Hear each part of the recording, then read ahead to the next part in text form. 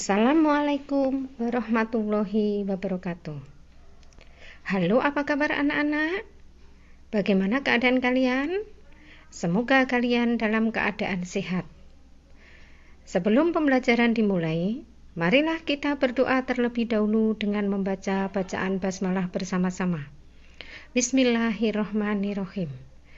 Nah, anak-anak, pada pertemuan kali ini Ibu Binti akan memberikan pelajaran IPS kelas 7 tentang materi pengaruh akibat interaksi antar ruang. Nah, lebih jelasnya kalian lihat penjelasan Ibu Binti berikut ini.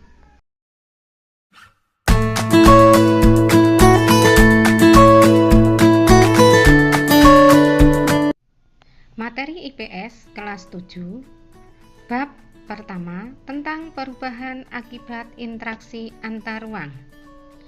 Kompetensi dasar, memahami konsep ruang dan interaksi antar ruang. Tujuan pembelajaran, menjelaskan perubahan akibat interaksi antar ruang. Interaksi antar ruang dapat terjadi dalam berbagai bentuk, seperti pergerakan orang, barang, gagasan, dan informasi. Interaksi keruangan meliputi beragam jenis pergerakan, seperti perjalanan menuju tempat kerja, migrasi, pariwisata, pemanfaatan fasilitas umum, transmisi, informasi, dan modal. Wilayah pemasaran kegiatan retail, perdagangan internasional, dan distribusi barang. Semua bentuk interaksi tersebut berdampak pada adanya perubahan. Jika banyak orang dengan berbagai kepentingan selalu datang pada suatu tempat, maka tempat yang dituju akan berkembang menjadi pusat kegiatan manusia atau sering disebut kota. Berbagai perubahan akibat interaksi keruangan yaitu 1. Berkembangnya pusat-pusat pertumbuhan. Pergerakan orang, barang dan jasa pada suatu lokasi tertentu akan menimbulkan pemusatan aktivitas manusia pada lokasi tujuan. Pemusatan aktivitas penduduk tersebut kemudian membentuk daerah perkotaan.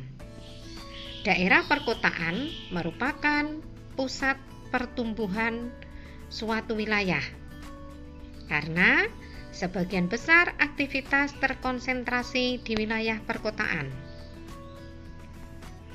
2. Perubahan penggunaan lahan.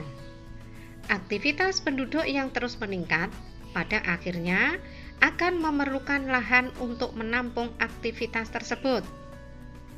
Semakin banyak penduduk yang datang pada suatu kota akan disertai dengan kebutuhan tempat tinggal.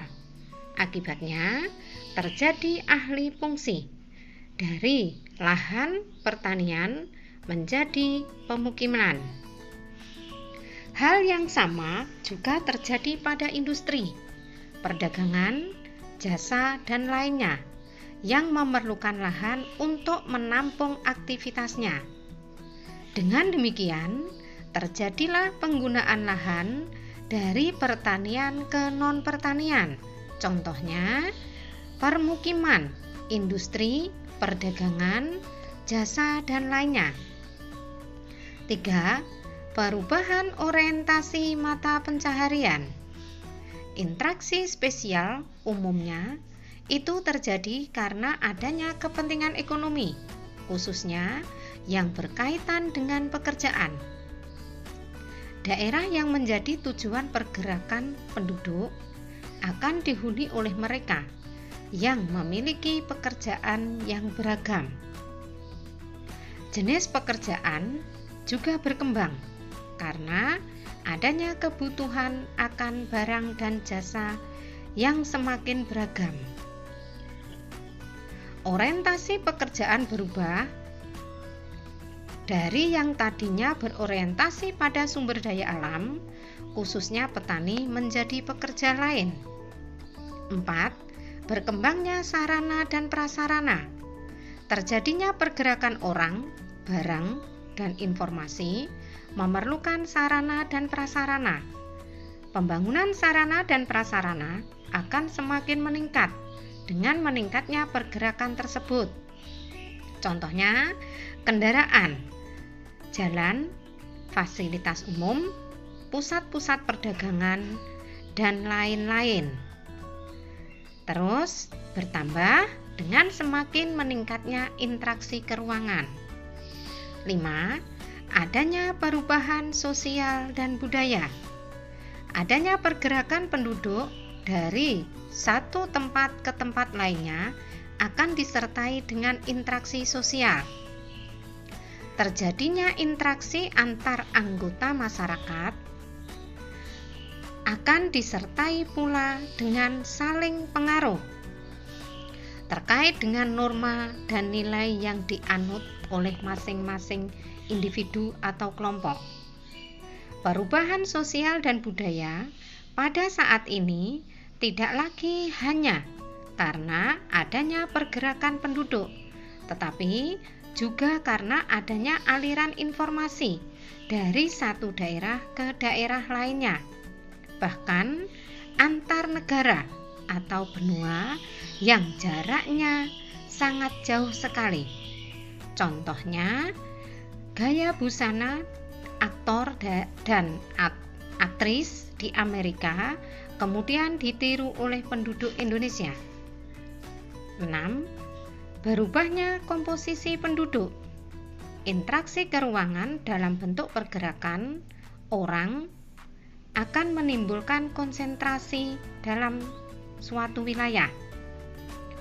Penduduk tersebut memiliki latar belakang yang berbeda-beda, misalnya agama, status sosial, usia, jenis kelamin, mata pencaharian, etnik, atau suku bangsa.